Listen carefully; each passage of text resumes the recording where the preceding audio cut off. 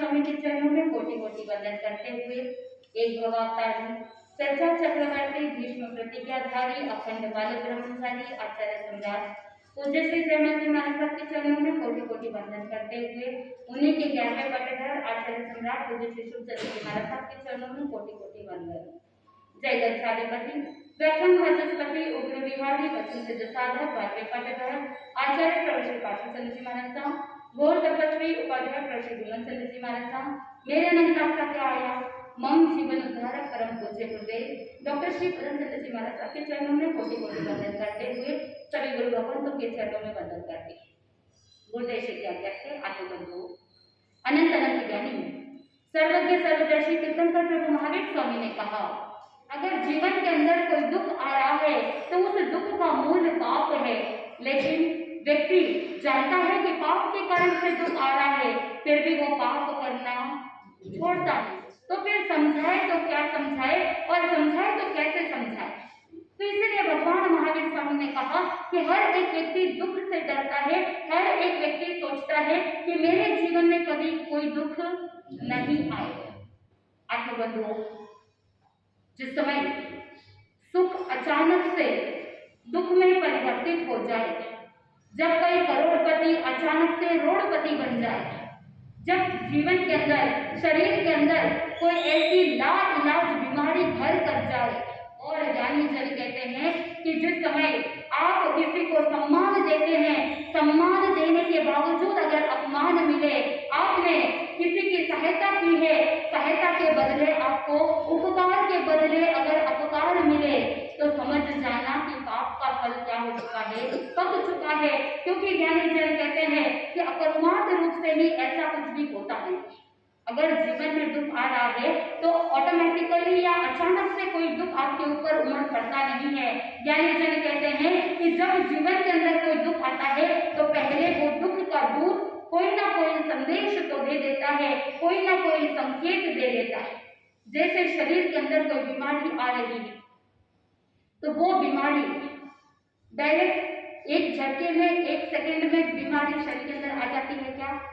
आज का रिसर्च भी कहता है, संशोधन भी कहता है कि बीमारी शरीर के अंदर आए उससे पहले ये शरीर आपको बहुत सारे संकेत देता है, बहुत सारे सिम्टम्स आपको दिखाई देते हैं, बीमारी के लक्षण दिखाई देते हैं।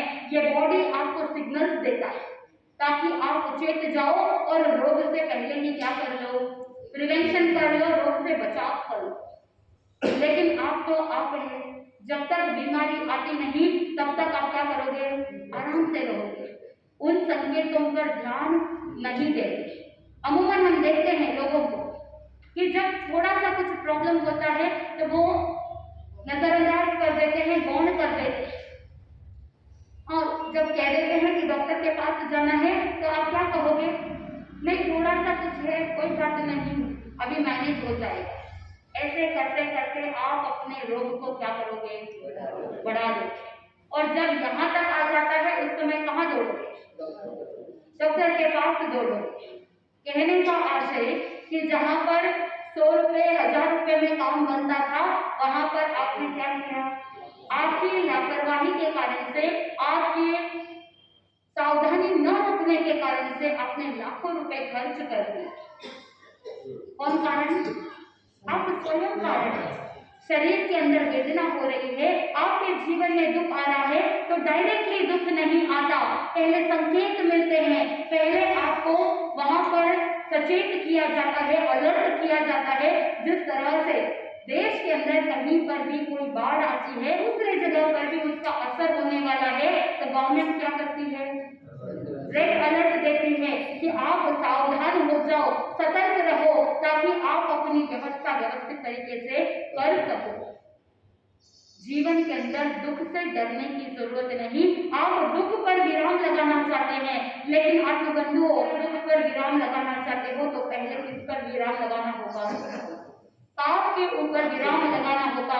क्योंकि जब पाप फल देना चालू कर देता है तो इंसान विपत्ति के दलदल में इस कदर फंस जाता है कि फिर उसे बाहर निकलने का कोई रास्ता मिल ही नहीं पाता है। इसीलिए पाप से डरना है, और जो व्यक्ति पाप से डरता है तो फिर दुख भी उस व्यक्ति से डरने लग जाता है। तो आपको दुखों से डरना है या दुख आपसे डरे? क्या होना चाहिए? आपको दुख से डरना चाहिए या दुख आपसे डरना चाहिए? कौन किससे डरे? दुख आपसे डरे। आपको बनना है बॉस और दुख को क्या कर देना है? आउट कर देना है। उसके लिए ज्ञानी जन ने दो शब्द बताए। पाप भीरू बनने के लिए दो शब्दों का अगर ज्ञान हो तो आप स्वयं पापों से डर सकते हैं, पापों से बच सकते हैं। एक शब्द है वृत्ति और दूसरा शब्द है प्रवृत्ति। वृत्ति यानी इंस्टिंक्ट, यानी अंतः प्रेरणा होती है, अंदर से आपको आभास हो जाता है, उसे क्या कहा? वृत्ति। और प्रवृत्ति यानी एक्टिविटी। कोई भी हिंसात्मक कार्य करना क्या कहलाता है? पाप प्रवृत्ति कहलाता है। और उस पाप प्रवृत्ति को करने के लिए अंदर से पहले से जो संस्कार है, जो विचार अंदर मौजूद रहते हैं, उसको क्या कहा? वृत्ति कहा।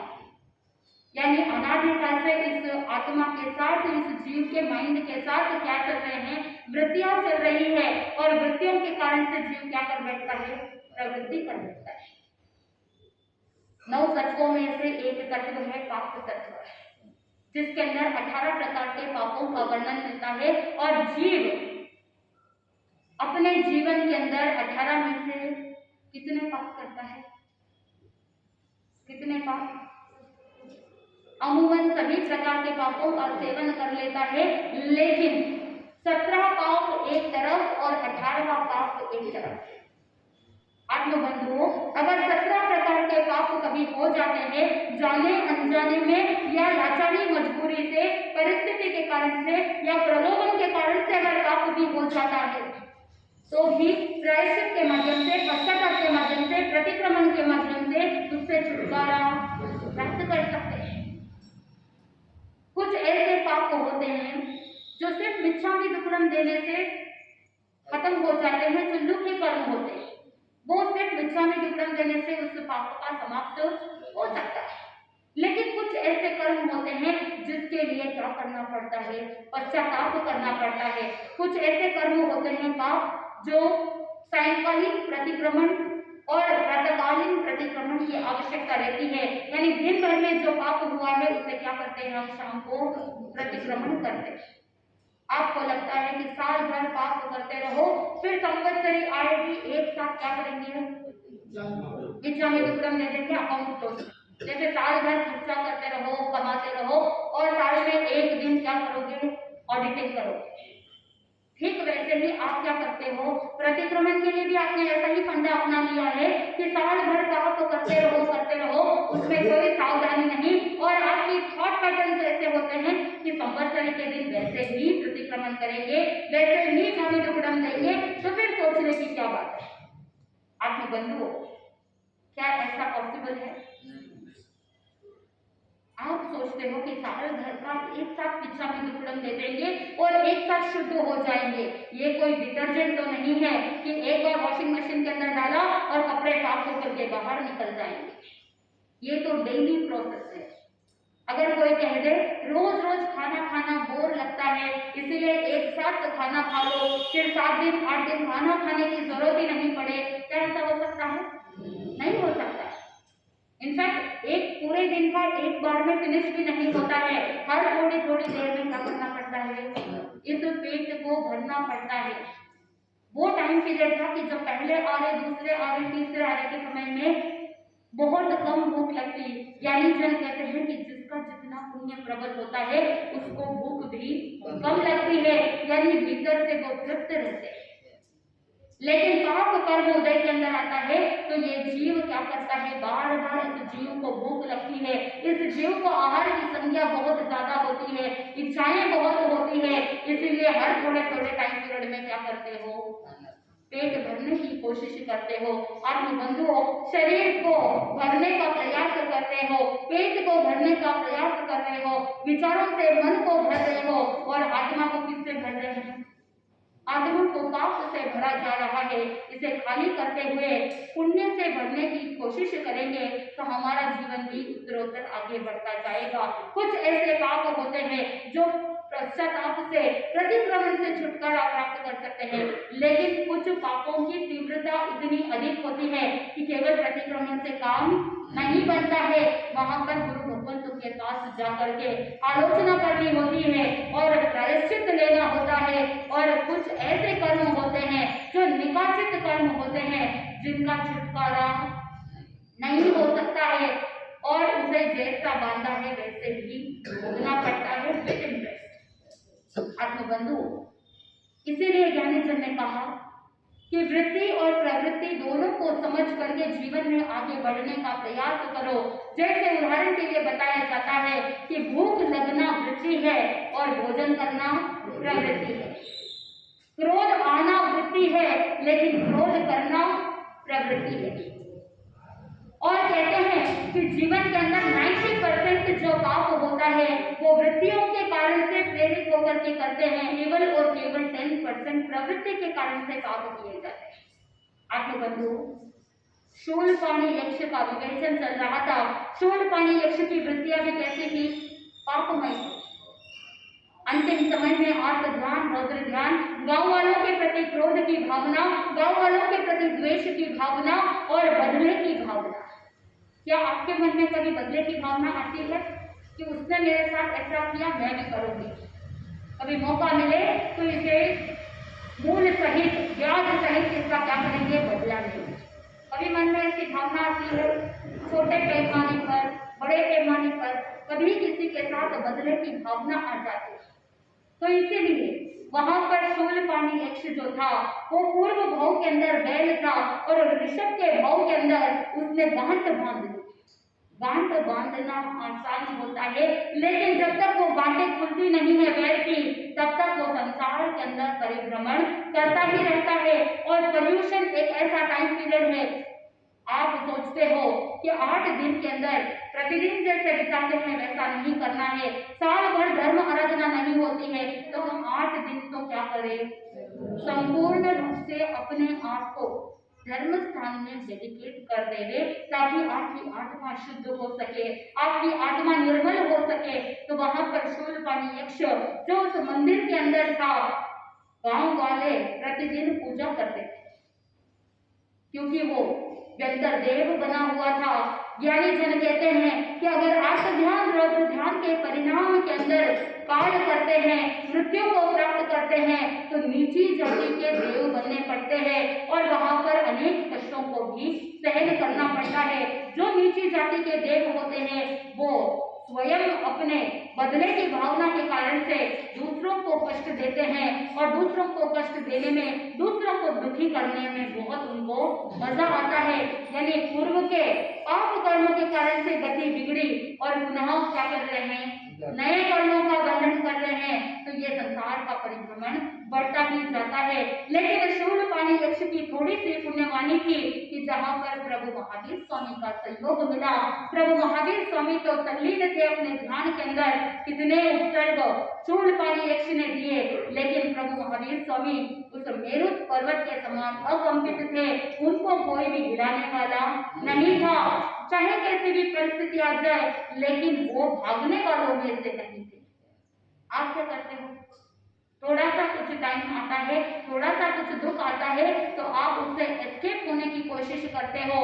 और ज्ञानी जन कहते हैं कि escapism is not the solution. भागने से सॉल्यूशन नहीं मिलने वाला है, समस्या का समाधान नहीं मिलने वाला है। आपको डट करके सामना करना पड़ेगा क्योंकि आप ही ने ऐसे कर्म किए जिसके कारण से आज आपके सामने ऐसा दुख, ऐसा दर्द, ऐसी पीड़ा उपस्थित हुई। भूतकाल का पाप वर्तमान काल की तकलीफ है और वर्तमान काल का पाप भविष्य इन डेंजर। तो वहां पर जैसे इलेक्ट्रिक बोर्ड वगैरह रखा हुआ रहता है, वहां पर आप क्या बोर्ड डालते हो? Sign board, danger. Red board रहता है जहां पर लिखा हुआ रहता है डेंजर, और चित्र किसका रहता है? किसका रहता है? वहां पर स्कल का जो हड्डियां होती है, सिर का जो खोपड़ी होती है, उसका पिक्चर रहता है, हड्डियों का पिक्चर रहता है। कहते हैं कि डेंजर, भूत। यानी ये जीव अनादिकाल से प्राणभूत जीव सत्व के अंदर रहा हुआ है। भूत यानी निगोद के अंदर, यानी जन कहते हैं कि अनादिकाल से ये जीवात्मा निगोद के अंदर रहा हुआ, यानी ये जीव भूत बन करके कितने लंबे समय तक ये जीव संसार के अंदर पड़ा है। आत्मबंधुओं, पहले भूत बने तो अब भूत से डरने की जरूरत है क्या? हम स्वयं क्या है? भूत काल में भूत बने, यानी निगोद के अंदर ये जीव रहा हुआ, और निगोद को वनस्पति काय को क्या कहा? भूत कहा। प्राणभूत जीव, जीव किसे कहते हैं? जीव पंचेंद्रिय को कहते हैं, और प्राण कहते हैं विकलेंद्रिय को, इंद्रिय, तेंद्रिय, चौरेंद्रिय। और जो सत्व होता है, जो 5 प्रकार के स्थावर होते हैं, पृथ्वीकाय, अपकाय, देवकाय, वायुकाय, इनको क्या कहा? सत्व कहा। 4 स्थावर काय को सत्व कहा। आत्मबंधुओं, तो ये जीव अनादिकाल से प्राणभूत जीव सत्व के अंदर रहा हुआ है, और प्राणभूत जीव सत्व को पीड़ा देना, बहुत पीड़ा देना, दुख देना, बहुत पीड़ा देना, रुलाना, झुलाना, शोक देना, परिताप देना, ये सब क्या करता है? और साता वेदनीय कर्म का बंध करवाता है। और अगर किसी को दुख देंगे तो क्या मिलेगा? दुख मिलेगा। आप जिसको रुलाओगे, कोई ना कोई आपको भी रुलाने वाला मिल जाएगा। तो शूलपाणी यक्ष ने प्रभु महावीर स्वामी को बहुत तकलीफ दी, लेकिन भगवान जानते थे कि मेरे कर्म उदय के अंदर आए हैं। उन्होंने कभी हताश नहीं हुए, उन्होंने घबराया नहीं, और वो तो यही सोच रहे थे कि मेरे कर्मों को काटने के लिए ये निमित्त है। अगर आपको कोई अपशब्द कह दे, अगर कोई गाली गलौज कर दे, या अगर आपका कोई अपमान कर दे, तो वहां पर पूज्य गुरुदेव डॉक्टर श्री पदम चंद्र जी महाराज साहब कहते हैं कि मन के अंदर पॉजिटिव थॉट रखना, मन के अंदर चिंतन करना कि ये सिर्फ गाली गलौज कर रहे हैं, ये मुझे मार तो नहीं रहे हैं, पीट तो नहीं रहे हैं। और अगर कोई पीट दे तो वहां पर ये चिंतन करना कि ये सिर्फ पीट रहे हैं, ये मेरे ही कर्मों का उदय है, कोई जान से तो नहीं मार रहा है, प्राणों का घात तो नहीं हो रहा है। उस समय आप वापस उसका रिएक्ट नहीं करोगे, और जब आप रिएक्ट नहीं करोगे तो और नए कर्मों का बंधन नहीं होगा। लेकिन आपको बंधुओं, प्रभु महावीर स्वामी ने कहा कि वहां पर सहनशीलता होनी चाहिए, लेकिन सहनशीलता वीर होता है जो वही सहन कर सकता है। ये धर्म कायरों का धर्म नहीं है, ये वीरों का धर्म है, क्योंकि क्षमा हर कोई नहीं कर सकता। जिसके अंदर वापस प्रत्युत्तर देने की क्षमता रखता हो, वही साधक वीर कहलाता है। और इतनी क्षमता होने के बावजूद वो सामने वाले को अगर क्षमा कर देवे तो वो क्या कहलाता है? वीर कहलाता है, वो महावीर कहलाता है। प्रभु महावीर स्वामी ने क्षमा कर दिया, और उसके बाद आखिर में थक गया, शूलपाणी यक्ष हार गया। गुरुदेव कहते हैं कि एक तरफ हथौड़ा होता है और दूसरी तरफ एरण होती है। एरण कभी थकती नहीं, जिसके ऊपर कॉबलर चप्पल रखता है उसको हथौड़ा मारता है, तो एरण कभी थकता नहीं। थकता है तो कौन थकता है? हथौड़ा थकता है, हथौड़ा टूट जाता है, हथौड़े को बदलना पड़ता है, एरण को बदलने की जरूरत नहीं है। ठीक उसी प्रकार जो चोट खा रहा है वो कभी नहीं थकता, चोट देने वाला थक जाएगा। इसीलिए ज्ञानी जन कहते हैं कि जो एरण के समान सहनशीलता रखता है, जो एरण के समान अड़िग रहता है, चोट खाने वाला कभी नहीं थकता। तो इसीलिए कभी भी दुखों से घबराओ नहीं। पाप को छोड़ेंगे तो दुख भी क्या हो जाएंगे? अपने आप छूट जाएंगे। 18 प्रकार के पाप में से 17 प्रकार के पाप एक तरफ, और अगर मिथ्या दर्शन चल्य यानी जीव मिथ्यात्व के अंदर अगर चला जाता है तो अनंत दुखों को निमंत्रण दे देता है। अगर आपके जीवन में दुख नहीं चाहिए तो मिथ्यात्व से ऊपर उठ करके क्या करना पड़ेगा? समेत्व को प्राप्त करना पड़ेगा, और समेत्व को प्राप्त करना भी कोई खेल नहीं। आत्मबंधुओं, अनंत संसार ये जीव भटकता रहता है, और संसार परिभ्रमण करते करते जब जीव का संसार सिर्फ अर्धउद्गत परावर्तन जितना बच जाता है, उस समय वो जीव शुक्ल पक्षी बनते हुए जब गुरु भगवंतों का सहयोग मिलता है तो वहां पर ऐसे परिणाम आत्मा में प्रकट होते हैं कि वो सम्यक्त्व को प्राप्त कर लेता है। आत्मबंधुओं, शूलपाणी यक्ष हार गया, प्रभु से माफी मांगने लगा, प्रभु को कहने लगा, भगवान मुझसे गलती हो गई, मुझे माफ कर दीजिए, मैं आपको पहचान नहीं पाया। पहले तो भयंकर अट्टहास हो रहा था, पूरी चारों दिशाएं कांप उठ रही थी, लेकिन रात्रि का जो लास्ट प्रहर बाकी था, प्रातःकाल होने वाला था, उस समय शूलपाणी यक्ष सुमधुर संगीत से उसके सुमधुर स्वर लहरियां चारों दिशाओं में गूंज रही थी।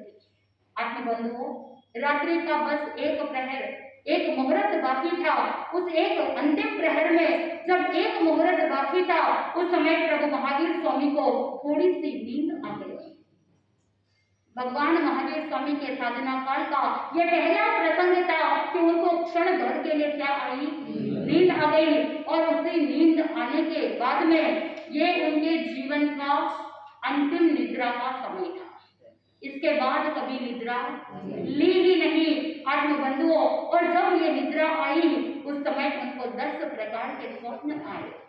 आत्मबंधुओं, पूर्व के प्रवचनों के अंदर आपने स्वप्न के बारे में सुना है कि जो 72 प्रकार के स्वप्न होते हैं, जनरल सामान्य स्वप्न कितने और महास्वप्न कितने, सबके बारे में आपने जानकारी प्राप्त की थी कि 30 महास्वप्न होते हैं और 42 सामान्य स्वप्न होते हैं। आत्मबंधुओं, स्वप्न तो अर्ध निद्रित अवस्था और अर्ध जागृत अवस्था के अंदर होती है। और अनेक ऐसे मंतव्य होते हैं कि अष्टांग हृदय के अंदर कहा जाता है कि जब ये शरीर की जो 5 इंद्रियां होती है, ये इंद्रियां जब थक जाती है, इंद्रियों की प्रवृत्तियां बंद हो जाती है, उस समय मन उन विषयों के अंदर तल्लीन रहता है।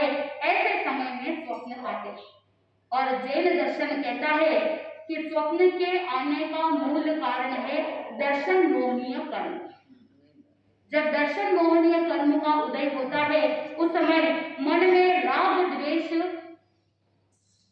की संवेदना होती है, राग द्वेष का कंपन होता है। और जब राग द्वेष का प्रकंपन होता है, उस समय ये चित्त चंचल बन जाता है। और चित्त की चंचलता के कारण से ये मन के अंदर बहुत सारे विषयों का वहां पर प्रादुर्भाव हो जाता है। ये मन, ये चित्त विषयों के अंदर डूब जाता है और वही चंचलता स्वप्न की ओर ले जाती है। आत्मबंधुओं, एक वैज्ञानिक सिगमंड फ्राइड कहता है कि जो इच्छाओं का दमन कर लेता है, दमित वासनाओं का जब निद्रित अवस्था के अंदर विचारों के माध्यम से चलता है, उसी को स्वप्न कहा। सिगमंड फ्राइड कहता है कि 4 प्रकार के स्वप्न हैं। सबसे पहला है संक्षेपीकरण। इसका मतलब क्या हुआ कि कोई विस्तार रूप से जो घटना है वो स्वप्न के अंदर शॉर्ट में, ब्रीफ में दिखाई देता है, संक्षेपीकरण। दूसरे प्रकार का स्वप्न है विस्तारीकरण, यानी विस्तार रूप से आराम से एक जैसे मूवी चलती है ना, वैसे स्वप्न के अंदर चलता है। पूरी घटना विस्तार रूप से देखना, ये विस्तारीकरण स्वप्न है। तीसरे प्रकार का स्वप्न बताया भावांतरकरण। भावांतरकरण का मतलब है आप दिन में जो घटनाएं घट जाती है या मन के अंदर जो विचार चलते हैं, उसके अनुरूप उसके रूपांतरण हो जाए। उदाहरण के लिए, अगर आपके पेरेंट्स, आपके गार्डियन अगर आपको भयभीत करते हैं, डराते हैं, धमकाते हैं बच्चे को, तो रात्रि के समय में वो स्वप्न में क्या देखता है कि कोई एक भयानक व्यक्ति आप उसके सामने आ रहा है और उसे क्या कर रहे हैं, भयभीत कर रहे हैं, और वो स्वप्न के अंदर भयभीत हो जाता है। दिन में अभिभावकों ने भयभीत किया था और रात्रि के समय में उसका रूपांतरण हो गया। वो एक किसी का विकराल रूप देखता है, भयानक को देखता है और वहां पर स्वप्न में भयभीत हो जाता है। तो ये भावांतरकरण स्वप्न है। और चौथे प्रकार का जो स्वप्न बताया जाता है वो है नाटकीकरण। इसका मतलब क्या हुआ कि स्वप्न के अंदर व्यक्ति एक नाटक जैसे चलता है, वैसे के वैसे सारे सीन चलते हैं, वैसे के वैसे सारी प्रस्तुति स्वप्न के अंदर हो जाती है। तो सिगमंड फ्राइड कहता है कि ये जो स्वप्न होते हैं वो दमित वासनाओं का प्रकटीकरण है। आत्मबंधुओं, लेकिन दूसरा एक और वैज्ञानिक है, उसका नाम है चार्ल्स यूंग। चार्ल्स यूंग कहता है कि ये कोई केवल दमित वासनाएं नहीं है, ये व्यक्तित्व की अभिव्यक्ति है, यानी भविष्य में जो होने वाला है उसका संकेत भी हो सकता है, ये सत्य भी हो सकता है और स्वप्न के माध्यम से आध्यात्मिक अनुभूतियां भी प्राप्त हो सकती है। हम जो स्वप्न देखते हैं वो कभी कभी क्या हो सकता है, सत्य भी हो सकते हैं। इसके पीछे कारण क्या है? आत्मबंधु कि जब व्यक्ति जिस समय नींद लेता है तो सारी इंद्रियां क्या हो जाती है, शांत हो जाती है, इंद्रियां सुषुप्त अवस्था में चली जाती है और मन चलता रहता है और मन के चलते हुए व्यक्ति क्या देखता है, स्वप्न देखता है। और स्वप्न शास्त्रियों ने बताया कि किस समय में देखा हुआ स्वप्न उत्तम और मध्यम होता है। रात्रि के पहले प्रहर में अगर कोई स्वप्न देखता है तो उसका फल चाहे शुभ हो या अशुभ हो 12 महीने के अंदर अंदर उसको क्या मिलता है, उसका फल देखने को मिल सकता है। रात्रि के दूसरे प्रहर में अगर स्वप्न देखते हैं तो उसका फल 6 महीने में देखने को मिलता है और रात्रि के तीसरे प्रहर में देखता है तो 3 महीने में उसका शुभाशुभ फल मिल सकता है और चौथे प्रहर के अंतिम मुहूर्त में अगर देखते हैं तो 10 दिन के अंदर अंदर उसको क्या मिलेगा, फल मिल सकता है। और सूर्योदय के टाइम में अगर स्वप्न देखा जाता है तो शीघ्र उस स्वप्न का शुभाशुभ फल प्राप्त हो सकता है, लेकिन हर एक स्वप्न का फल नहीं मिलता है। आत्मबंधुओं, स्वप्न शास्त्रियों ने अनेक कारण बताए। सबसे पहला कारण बताया अनुभूत, यानी खुद के अनुभव के कारण से जो वस्तु की प्राप्ति होती है, अनुभव से जो ज्ञान मिलता है, उसके कारण से जो स्वप्न देखा जाता है वो अनुभव स्वप्न है, पहला स्वप्न। दूसरा है श्रुत स्वप्न, यानी किसी से सुना था दिन में और रात्रि के समय में एज इट इज देख लिया। तीसरा है दृष्ट स्वप्न, दृष्ट का मतलब जो दिन में देखा था या कभी देखा था, पहले देखा हो, अभी देखा हो, कभी देखा हो, जो पहले देखा हुआ है उसी को रात्रि के समय में स्वप्न को देख लिया। और चौथा स्वप्न बताते हैं कि जहां पर स्वाभाविक स्वप्न है, यानी स्वभाव से ही कोई देख रहा है, नेचुरली देख रहे हैं। बहुत बार ऐसा होता है कि जंजाल चलते रहते हैं। और पांचवा स्वप्न बताया है प्रकृति विकार जन्य स्वप्न, यानी वात पित्त कफ अगर दूषित हो जाता है और उस विकृति के कारण से जो स्वप्न आते हैं, जो अंदर चलते रहते हैं रील की तरह, वो भी एक स्वप्न है। और आगमकार कहते हैं कि आगे जो कारण बताया जाता है, देव प्रभाव से जो स्वप्न उत्पन्न होते हैं, एक होता है देव प्रभाव से उत्पन्न स्वप्न, दूसरा होता है धर्म क्रिया के प्रभाव से जो स्वप्न उत्पन्न होते हैं, और अंतिम बताया जाता है कि जहां पर पापोदय के कारण से जो स्वप्न दिखाई देते हैं। बाकी जो जितने भी कारण बताए, चाहे वो श्रुत स्वप्न हो, अनुभव से हो, देखा हुआ कोई वापस स्वप्न में आ जाए या स्वाभाविक रूप से आ जाए, या अगर कोई प्रकृति विकार हो गया है, शरीर में रोग हो गया है, उसके कारण से मन की चंचलता चल जाती है, ये सारे कारण कोई सार्थक स्वप्न का फल देने वाले नहीं है। लेकिन जो बाकी के लास्ट 3 है, जो देव के प्रभाव से जो स्वप्न उत्पन्न होता है, या दूसरा क्या बताया है धर्म क्रिया के प्रभाव से या पाप कर्म के उदय से, ये जो 3 कारण है ये मुख्य होते हैं जो शुभाशुभ फल प्रदान करते हैं। और रात्रि का जो अंतिम प्रहर होता है और उसके अंदर सिर्फ एक मुहूर्त बाकी होने पर जो स्वप्न आते हैं वो शुभाशुभ फल देते हैं। जल्दी जल्दी फल क्यों मिलता है? क्योंकि रात्रि के समय में 3 प्रहर तक एकदम अच्छी नींद व्यक्ति ले लेता है तो इंद्रियां शांत हो जाती है, मन की चंचलता शांत हो जाती है, शरीर बिल्कुल शांत रहता है, मन के अंदर ताजगी रहती है, मन के अंदर स्थिरता होती है, और उसी ताजगी और स्थिरता के कारण से मन के अंदर भविष्य में होने वाली कोई भी घटना का उद्गलों को क्या करता है, मन ग्रहण कर लेता है और भविष्य में होने वाले अदृश्य अज्ञात घटनाओं को वो क्या कर लेता है, जान लेता है स्वप्न के माध्यम से।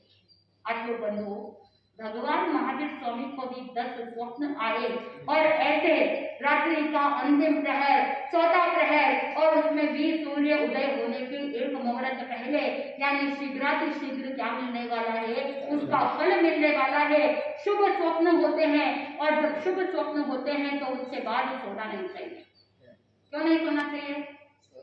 अगर शुभ स्वप्न देखे हैं और फिर अगर साधक जाकर के सो जाता है, नींद ले लेता है, तो उस शुभ स्वप्न का जो शुभ फल मिलने वाला होता है वो फल भी नष्ट हो जाता है। वही अगर अशुभ स्वप्न देखा है तो वो क्या कर सकता है, जाकर के नींद ले सकता है और नींद ले लेंगे अगर तो वो अशुभ फल क्या हो सकता है, उसमें नष्ट हो सकता है। तो इसीलिए ज्ञानी जन कहते हैं कि जब आप नींद लेने के लिए, सोने के लिए जाते हो तो मन कैसा होना चाहिए? मन हमेशा प्रसन्न होना चाहिए। मन के अंदर कोई भी वासनाएं, उत्तेजनाएं नहीं होनी चाहिए। और प्रभु महावीर स्वामी ने, ज्ञानी जन ने बताया कि रात को सोने से पहले नमस्कार सूत्र को याद करते हुए या भगवान को याद करते हुए अगर आप सोएंगे तो आपको नींद भी अच्छी आएगी और श्रेष्ठ स्वप्न भी आएंगे। क्योंकि अगर आप महापुरुषों को याद करके नवकार मंत्र को स्मरण करते करते अगर सोने का प्रयास करेंगे तो आपके स्वप्न भी कैसे होंगे, शुभ होंगे। वहां पर मन के अंदर विचारों का जंजाल नहीं रहेगा। आपके शरीर के अंदर जो वात पित्त कफ दूषित हुए हैं वो भी क्या हो सकते हैं, दूर हो सकते हैं। प्रभु महावीर स्वामी ने जो 10 स्वप्न देखे उसमें पहला स्वप्न है ताड़ वृक्ष के समान जो पिशाच है उस पिशाच को पराजित कर दे। आत्मबंधुओं, दूसरे स्वप्न के अंदर भगवान ने देखा कि एक श्वेत पंख वाला, सफेद पंख वाला पुंस कोकिल उनकी सेवा कर रहा है। पुंस कोकिल यानी पुरुष जाति का कोयल। आत्मबंधुओं, सफेद पंख वाला वो पुंस कोकिल अपनी सेवा करते हुए देख रहे हैं। और तीसरे स्वप्न के अंदर एक चित्र विचित्र अलग अलग रंगों के पंख वाला एक पुंस कोकिल वो भी उनकी सेवा में रत है। चौथे स्वप्न के अंदर भगवान ने देखा कि जो 2 रत्न की मालाएं उन्होंने देखी। पांचवा स्वप्न है एक श्वेत गोकुल यानी सफेद गायों का एक पूरा समूह है जो उनके आसपास है, उनकी सेवा कर रहे हैं। और छठे स्वप्न के अंदर क्या देख रहे हैं, विकसित पद्म सरोवर देख रहे हैं। और सातवें के अंदर देखा कि वो समुद्र को अपनी भुजाओं से तैर करके पार कर रहे हैं। और आठवें के अंदर उन्होंने देखा अति तेज युक्त सूर्य प्रकाशित है और पूरे विश्व को आलोकित कर रहा है। और 9वें सपने के अंदर भगवान ने देखा कि उन्होंने अपनी जो आंखें होती है अपनी आंखों से मानुषोत्तर पर्वत को लपेटते हुए देखा। और 10वां स्वप्न उन्होंने देखा कि वो स्वयं मेरू पर्वत पर चढ़ रहे। आत्मबंधु, 10 स्वप्न देखने के बाद नींद खुल गई। नींद क्यों खुली? क्योंकि वो जब उनको स्वप्न आए थे, नींद आई, उस समय वो ध्यान में खड़े थे। खड़े खड़े ही उनको नींद आ गई थी। खड़े खड़े ही उन्होंने स्वप्न देखे थे और स्वप्न देखने के बाद उनकी निद्रा खुल गई। और उसके बाद प्रातःकाल जब हुआ, जब वो रवाना हो रहे थे, विहार करने लगे, उस समय शूलपाणी यक्ष ने हाथ जोड़ करके उनसे प्रार्थना की और साथ में अपने किए हुए पाप कार्य के लिए क्षमा याचना की। भगवान को कहा कि भगवान आप धन्य है, आपने मेरे आत्मा का कल्याण कर दिया, आपने मुझे पाप प्रवृत्ति से छुटकारा दिला दिया। मेरे मनोगत जो पाप की वृत्तियां चल रही थी, मेरे मन में लंबे समय से जो राग द्वेष की ग्रंथियां थी, उन ग्रंथियों को आपने क्या कर दिया, उन ग्रंथियों को मिटा दिया। और बिना उपदेश दिए ही आपने सारी यातनाओं को स्वयं ने सहन की और बिना उपदेश दिए ही मुझे क्या कर दिया, पाप से छुटकारा प्राप्त करा दिया। आप धन्य है प्रभु।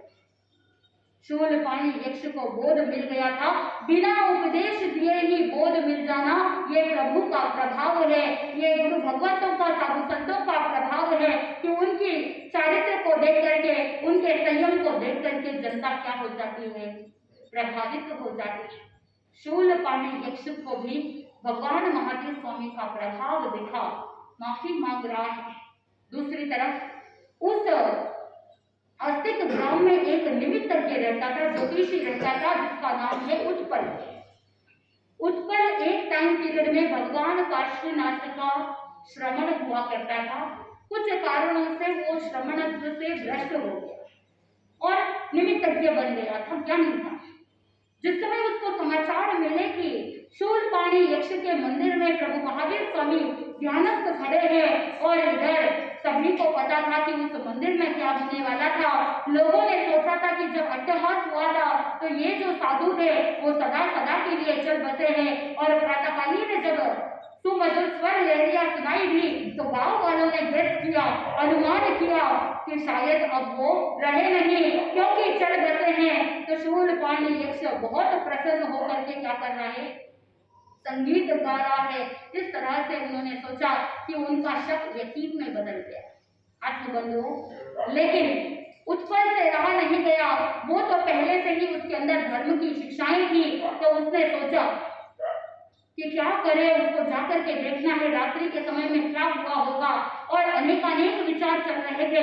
तो जो इंद्र शर्मा पुजारी था, उस पुजारी के साथ वो उत्पल जाता है और जाकर के जैसे ही मंदिर में प्रवेश करते हैं, जैसा उन्होंने कल्पना की थी वैसा कुछ भी हुआ ही नहीं, उससे ऑपोजिट हो गया। वो जैसा सोच रहे थे ऐसा नहीं हुआ। शूलपाणी यक्ष जो क्रूर विकराल रूप रखा हुआ था, लेकिन अभी क्या कर रहा है, भगवान महावीर स्वामी की अर्चना कर रहा है, विनय पूर्वक वंदना कर रहा है। देख करके उत्पल को बहुत आश्चर्य हुआ, बहुत चकित हुआ और मन के अंदर प्रसन्नता भी थी। तो दोनों इंद्र शर्मा पुजारी और उत्पल दोनों हाथ जोड़ करके प्रभु को वंदना करते हैं और नमस्कार करते हुए कहते हैं कि भगवान आप धन्य है कि आपने इस पूरे गांव के अंदर जो ये शूलपाणी यक्ष का प्रकोप था, उस प्रकोप को आपने क्या कर दिया, शांत कर दिया। और पिछली रात्रि पश्चिम रात्रि के समय में आपने जो अंतिम मुहूर्त में स्वप्न देखे थे, उन स्वप्नों का फल इस प्रकार है।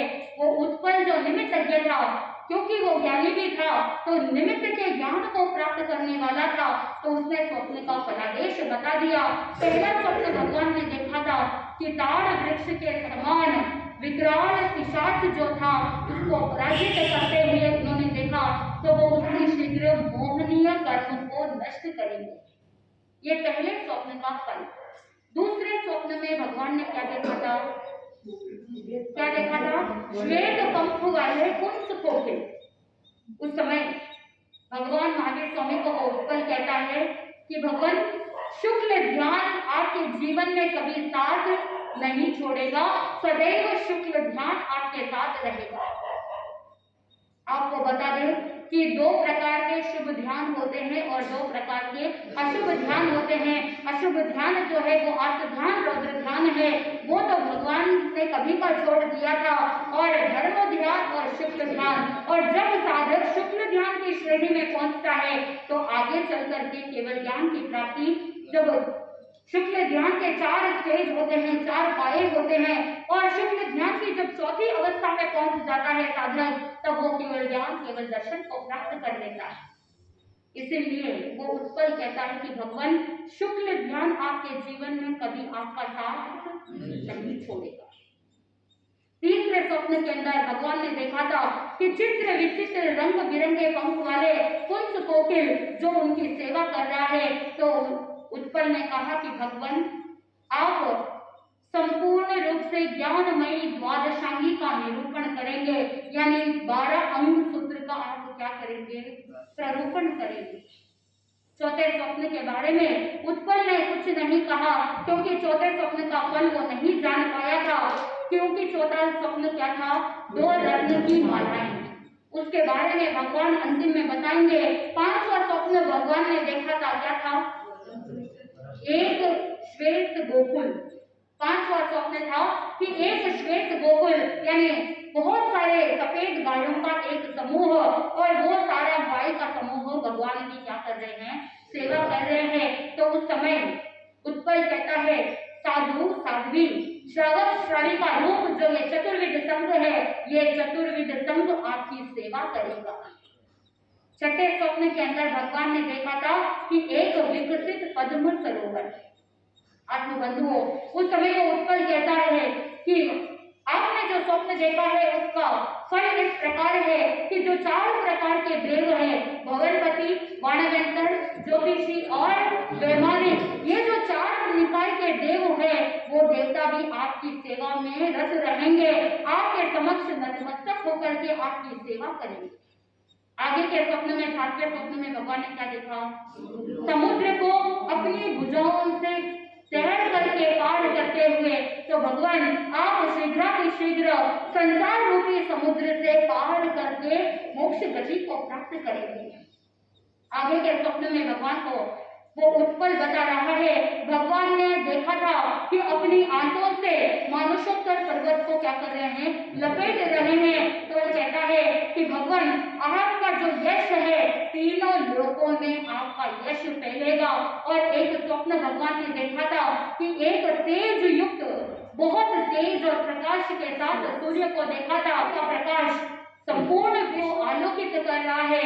तो उस समय वो उत्पल कहता है कि भगवान जैसे सूर्य संपूर्ण विश्व को आलोकित कर रहा है, उनका प्रकाश सब जगह फैल रहा है, ठीक उसी प्रकार आप भी अपने सारे कर्मों को, घाती कर्मों को नाश करते हुए केवल ज्ञान, केवल दर्शन को प्राप्त करेंगे और अपने केवल ज्ञान से जन जन को ज्ञान से आलोकित करेंगे।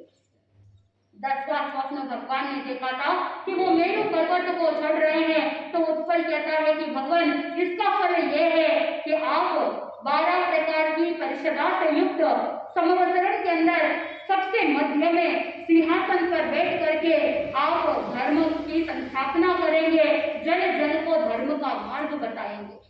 भगवान 9 स्वप्नों का फल तो मैंने जान लिया, लेकिन चौथे स्वप्न का फल मैं नहीं जान पाया हूँ। उस समय भगवान कहते हैं कि मैंने जो चौथा स्वप्न देखा है, 2 रत्न की मालाएं, उसका फल है कि मैं 2 प्रकार के धर्म का प्ररूपण करूंगा, सर्व विरति और देश विरति।